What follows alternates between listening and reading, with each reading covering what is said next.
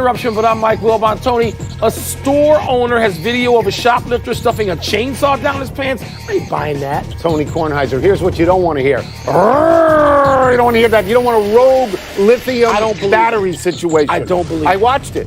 I saw watched it this what? morning. I saw the guy stuff the chainsaw down the Fake front. video. Where'd you see it? I thought I saw it on the Today Show when I was doing my podcast. Yeah, really. I'm not buying that. Really? How tall was the guy? 7'8"? No. Was he Manute Bol? Do you think that all chainsaws are 8 feet tall? Yeah. No, you just get a baby chainsaw. Baby chainsaw. You get a small chainsaw. This That's from Bob Vila over here? The kind that fit in your pants. Yeah. Welcome to PTI, boys and girls. It's Friday and we're both here. Yeah. Who had the over-under on that? In today's episode, Giannis looks great. Your Cubs look terrible. And Patrick Mahomes is game for a throwing contest with Josh Allen. But we begin today with the loosely anticipated NCAA tournament that resumes tomorrow in Minneapolis. Loosely? 4 teams remain in alphabetical order: Auburn, Michigan State, Texas Tech, and Virginia. Wilbon, you will be there. That's right. Michigan State is from your conference, the Big Ten. That's right. And your wife went to Virginia undergrad. Yeah. Are you expecting a UVA-Michigan State final? Yes, I am. And I know it's going to be hard to get there. And this could be double reverse. I just don't know, Tony, in the case of Auburn. And I would normally be rooting for my dear friend Charles Barkley, and I know you would too. They're missing arguably their best player, and it is going to be hard to get over that a second game. You know, there's some coaches who have long believed, Dean Smith among them, that for the next game, that first game without one of your best players, you can band together, you can figure out something, you can just muscle through that first game without him. Auburn did that. And now you're asking them to go through another game and get through Virginia. I think that's going to be difficult. And I just think Michigan State's the best team of the 4. I agree with that. I think they're the best team of the 4. And shame on the NCAA for putting Michigan State and Duke in the same region. Stop whining for No. Duke. Welcome to the land Even of loss. Grant Hill and Jay Billis and Jay Will aren't whining I'm going for to tell Duke you like something. you. I'm not whining for Duke. When Zion Williamson went out, he sucked the air out of this tournament. He didn't. You got 2 football. He's a transcendent player, and he's not there. There are no stars. There are 4 teams without any stars. You got 2 football schools. You got in Virginia a school that has no particular national following, and you got Michigan State, which has been there for a long time. This is a television show, Mike, and I don't know how many people are going to go to their television sets to see these first 2 games. Millions. If you don't have Millions. Yeah, millions, but not as many millions as they expect. If you don't have Michigan State and Virginia, as they used to say, I pity the poor fool who wants to watch this. Tony, you know what the NCAA thrived through and did just fine without? LeBron James and not having him. Nobody knew LeBron James in high school. He was a transcendent player out of high school, even more transcendent than Zion, the tournament did fine. College had Zion, and now they don't have him, and I don't know what the appeal is. I don't know what the appeal is. Couldn't get through him. Couldn't get through Michigan State. Terrible That's what it seeding. said on my bracket. Right, terrible How about seeding. yours? No, you had the right call. And I love Duke. They should never have put them in the same bracket. I love Duke. I wish they were there. Except a couple of big boy teams were at it last night. The Bucks visited Philly, and Milwaukee's Giannis Antetokounmpo put up one of those performances that could make folks rethink everything. His 45, 13, 6 assists, 5 blocks in 35 minutes. That's Wilt stuff, right, Tone? Well, that's awfully Took good. out the 76ers, wrapped up the top seed in the league, and suggested that voters take another long, hard look at their MVP ballots. Tony, are your playoff expectations of him and the Bucks changing? And do you think Milwaukee could legitimately challenge the Dubs? That's way down the road, and I'm not even going to deal with that now. And the playoffs last for 3 months, and I just want to talk about Antetokounmpo for a second. I mean, he's not LeBron, he's not Steph Curry, he's not Kevin Durant. But when you lump the young big men together, when you have Embiid and Karl Anthony Towns and Anthony Davis and this kid, I think this kid is the one I would want right now because I think he may be a little bit more versatile. In 3 games head-to-head with Embiid, and Embiid had great numbers. He did. Antetokounmpo had greater numbers. In those 3 games against the guy you've got to beat in your conference, he went for 42 points, almost 16 rebounds, and 8 assists. Everybody says that the center position, the big man position is dead. No, doesn't it appear to isn't be dead with this guy. No, it's changed a little bit, and Embiid's at the top of that with Antetokounmpo. Tell me 100%. something. I think that somewhere in his heart, that Embiid came back in part because he said, enough. We got to see these guys. Let me come back. Because I think Embiid, even if he's a little hurt, and he ain't scared, but he got beat. And Antetokounmpo is making me rethink my MVP ballot, and I have one, because I've been saying Harden. And you know what? Harden is great, and he's had a great season, but if Antetokounmpo isn't great every night, and by the way, their second best player, Malcolm Brogdon, is not out there. I thought Chris Middleton was okay, you can argue which one of those is number two. He's an all-star. But, Tony, they are changing my expectations a little bit. I'm not ready to deal with Golden State either, but I'm ready to look at them and say, okay, can they beat back the Celtics, the Sixers? You know, it may start in the second round thing with Indiana, although I doubt it. I think ultimately Toronto. I think the Celtics are a very difficult out for everybody. Yeah. If they can but you're starting to move a little bit. Look, they've got the best record in the league. They do. They're impressive. They're impressive. Here's who's not impressive, and here we go, Mr. Cub. Your baseball team lost again last night. Your bullpen imploded again last night. 3 relievers gave up 6 runs in 4, count them, 4 innings. The collective bullpen ERA is now 8.86. Up from 8.83 yesterday. And they have walked 19 men in 21 and a third innings. Wilbon, can Joe Madden's job actually be on the line this weekend in Milwaukee? Well, that's what you hear. That's what you hear in Chicago. And when you have the Chicago-Milwaukee circumstance, where now Milwaukee seems to be, last year was one game, it was a tight game that they eclipsed us and got, further in the playoffs. Now it's not tight, Tony. What are they, 7-1 or something like that, Milwaukee is? And the Cubs have won the opener and lost everything since. And But they've been on the road the whole time. Yeah, they have. This is the first home game at some point after the Milwaukee series. I think it's Pittsburgh. But, Tony, people look at this and they think that the executives look at Madden and say, all this stuff was nice and cute and furry when it worked. And now it's not working. And they don't seem to have as much faith as they did in it. And at some point, look, Tony, Chicago's a city where Quinville, a guy who won 3 Stanley Cups and got to the finals at least 2 other times, maybe 3 other times, he's gone. He was fired. So this is not unprecedented, not even with a winning coach manager in Chicago. So I'll deal with that second. First, the Brewers are 6-1 at the moment. Okay. Small correction. It is amazing to me that a guy who wins a World Series after 108 years of not winning a World Series could ever be fired, let alone within 3 seasons. You know how many games he's won in each one of those seasons? That is amazing. It's like 97, 101, 95, and 93. Now, here's a quote from Theo Epstein, who I know you think is one of the great executives of all time. He is. This was in December. Quote, "This year is really a reckoning. I feel like we underperformed. You should judge us on how we play next year." This is next year, and they got 1 win. I had Richie Justice on the podcast. It says, well, I had Richie Justice on, and he said he believes that Joe Madden is on a hot seat. Mm-hmm. He says there was a cult of personality that grew up around Joe Madden, and that there's a thought by the upper management people that Madden didn't give enough time to baseball. A little more time to Madden, a little less time to baseball. It worked. But they were all going to come resolutely in this year and be better. They came resolutely in. They won game 1 in Texas, and now the bullpen can't get out you and me. There's only one bullpen worse in the league. Yours? Yeah, the Nats, 9.54. Haven't you won 2 games? 3. Thank you. We're way away from 3.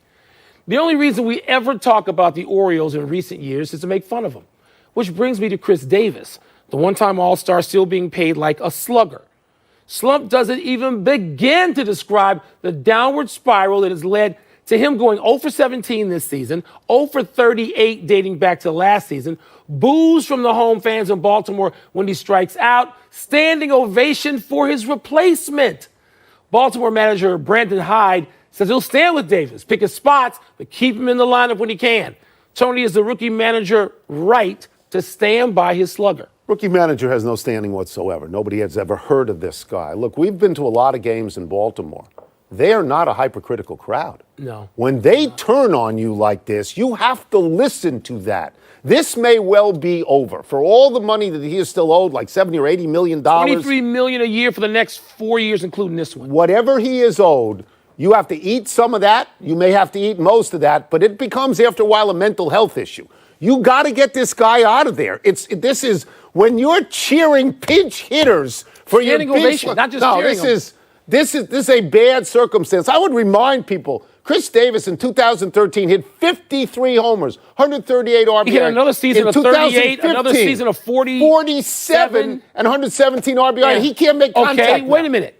He fell off the table. Maybe this is about launch angle and people doing stupid things, which I could have mentioned during the Cubs. They changed pitching coach and the hitting coach, and that's why Baltimore changed everybody. Baltimore changed everybody. Maybe they went the wrong way.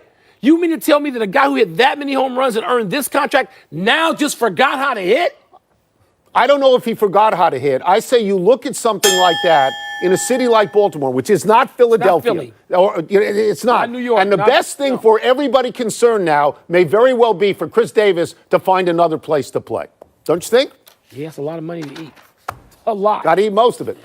There is the tantalizing possibility in the wind that young guns, Patrick Mahomes and Josh Allen, may have a throwing contest to see who's got the longer arm. Here's what Mahomes said, and I quote, "No one that I've known has been able to throw a ball farther than me. I've never seen Josh throw in person, but maybe next offseason we can set something up. It's going to take at least 85 yards to win," unquote. Wilbon, is this something you would like to see, and would it have any meaning to you? It has no meaning. And I covered football at a time, and you did too, where reporters could actually go to practice. Coaches, if they particularly knew you, they invited you in. And guys did stuff like this every day. That's right. Football practices weren't so serious and weren't so plotted out second by second by the Bill Belichicks of the world that there wasn't some fun. I remember being in a Raider practice one day, and this sort of contest was waged between, I believe, a tight end and the quarterback. And it was fun to watch. I don't care about it anymore. I don't think it means anything, but I just like the fact that Mahomes is still willing to do this kind of thing. So I assume that the best arm you've ever seen is John Elway. Yes. And I would say Jeff George. And I used to watch Jeff George warm up, and he was to football and warm-ups what Steph Curry is to basketball now. He was. That didn't make him a great quarterback. Wait, I'm going to go back. Just because he could throw it out of the stadium. I'm going to change. As much as I think John Elway is the greatest thing until the Golden Boy came along. Jeff George, right. Jeff George would have things in practice he would do. He could fling it. But let me make this analogy. Rory McIlroy can drive a golf ball 330, 340 yards. But the guy in the long drive contest can drive it 400 yards. The difference is he can't play. Right. So I don't really care who throws it longer. But can you throw an 18-yard out? Mahomes can play, and he's the guy in the long drive. So you think... I think no one probably in the league can throw it as far as Pat Mahomes. I think you can find a guy in a street corner somewhere who can throw it 100. Who can throw it 100. I don't know if he's quarterback. I think he can throw it 100. But it's not meaningful. How far could Gronk throw it? He would eat the football. Let's take a break. But coming up, on the eve of the Final Four, is anyone else surprised that Bruce Pearl is still coaching at Auburn? And Reggie Miller said Chris Beard ran the best practice one day recently he's ever seen. We're going to ask Jay Billis what he does that others may not. I think it's been a while since Reggie's Pardon the Interruption is brought to you by Verizon. Chosen by Auburn lost Chuma Okeke, and they still beat Kentucky.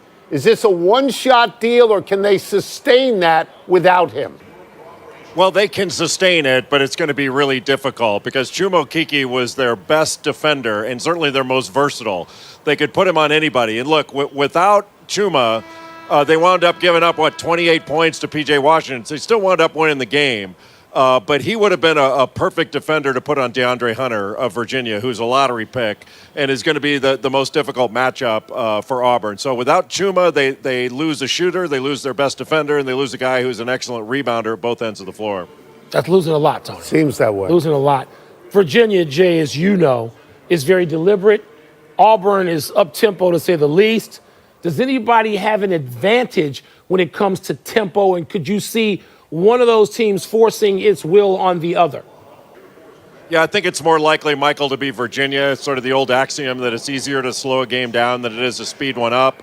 And Virginia plays most of its games, if not the overwhelming majority, at its tempo. And it's really hard to get them to play faster. So I think we'll see this game played at a slower pace.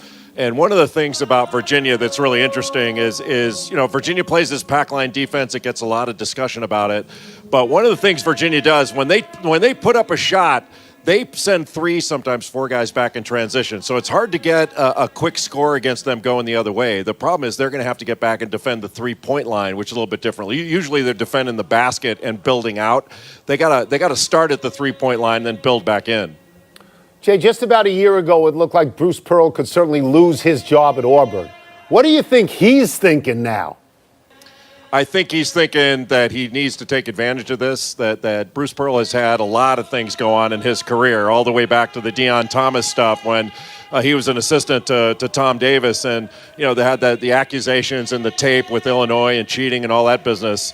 So that followed him around for a long, long time, kind of put him out of the game for a while. And then he was out of the game with his show cause for really a barbecue and not being forthcoming about it to the NCAA. So he's got a wonderful opportunity here, and he's got a good team. But, I'll tell you, with all the stuff that's hanging over college sports now, and honestly, it's not just basketball, it's in other areas as well, nobody cares. Like, nobody cares. And so you just keep playing, man, because this is going to, there are going to be some people caught up in this whole FBI thing. They're going to lose their jobs. But the truth is, fans don't really care. Let's go to something they'll care about, probably. That late game between Texas Tech and Michigan State. And Reggie Miller said something, Jay, that we found fascinating. He went to a Texas Tech practice, and he said it was the best practice he had ever seen, which leads me to ask you, what is Chris Beard doing that perhaps others are not? I don't know that he's doing anything that others are not, but Chris is a really good coach, and they run good stuff. Like, he's a Bob Knight disciple in a lot of ways. He's had a lot of different mentors, but Bob Knight's probably the one that's been the most influential. So he runs a lot of motion offense, and it's a lot of stuff where they have room to cut. All the cutters and their screening action, the cutters are going to the ball or to the basket, so it's really difficult to guard. It's really difficult to scout. And then I think he has fun. They're very serious about the way they go about their business, but after their business is done, they decide they're going to enjoy themselves and have fun. And I think, look, I had an old baseball coach that said having fun is doing hard things well, and I think that's a mantra that Texas Tech has had. And look, there are a bunch of coaches out there that run great practices, but I'll tell you, Chris Beard is certainly among them. He's terrific. So we'll get you out of here on this. On my podcast this morning, I had our friend Pat Forty of Yahoo, and he looked at this and he said, look, Michigan State is the best team here. With that in mind that he said that, I will ask you, would you be surprised if anyone else won this tournament? No, I would not be surprised. It's Michigan State may very well be the best team. Coming into this, I ranked Virginia ahead of Michigan State. Not only were they a number one seed, they've only lost 3 games all year long. Virginia's the real deal. I happen to think it's going to be Michigan State and Virginia in the final. But Michigan State matches up well with Virginia, but the one thing they do better is they rebound better, and that's where they've beaten Virginia in the past is on the glass. I don't know if this year it's going to be as pronounced of a difference because this is a very good rebounding Virginia team, and it's one that can really shoot the ball from multiple positions. So this is a different Virginia team than we've seen. I think Virginia is the best team here, but I favor Michigan State to win it because of rebounding.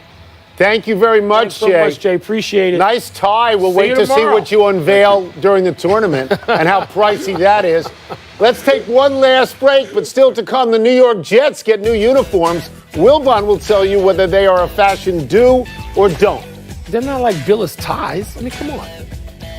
Trevor Bauer gets yanked out of his own no-hitter. This is trending. Terry Francona, who we love, did he make the right call? Do you think Billis could have spelled Xenia before yesterday? Yes, Billis is not. You think so, really? Billis is not ordinarily dressed. Okay. Billis is stylish. Come on. Good time, people. Happy 46th birthday, Pharrell. Pharrell is a multi-decorated singer, songwriter, music producer, and, who knew, Trained where? fashion designer. Trained where? His song a couple of years ago, the impossibly catchy Happy, was nominated for an Oscar. He's got the giant Smokey the Bear hat. Sports connection, dubious, but PTI connection, he dropped out of Northwestern, He went. realizing there was a better life 2 by years. far, and went directly into the music business. Happy's not the best song. Beautiful with Snoop. Get Lucky. He's got a whole list of them. Northwestern's own. Not so happy anniversary, Chris Webber. On this day 26 years ago, Webber infamously called for a timeout that Michigan didn't have, which drew a technical, sealed the victory for Dean Smith in North Carolina to win the national title. Chris Webber never won a national title with the Fab Five, nor did he ever win a title in the NBA. Fine player and announcer, but the rings that we all thought he would get have escaped him. Well, one of them he had taken away from him. The one that Sacramento would have had because they outplayed the Lakers in that postseason, and you know that. Happy trails to the Jets uniforms. The new Jets uniforms are a brighter green than the old ones. Their helmets are green as well.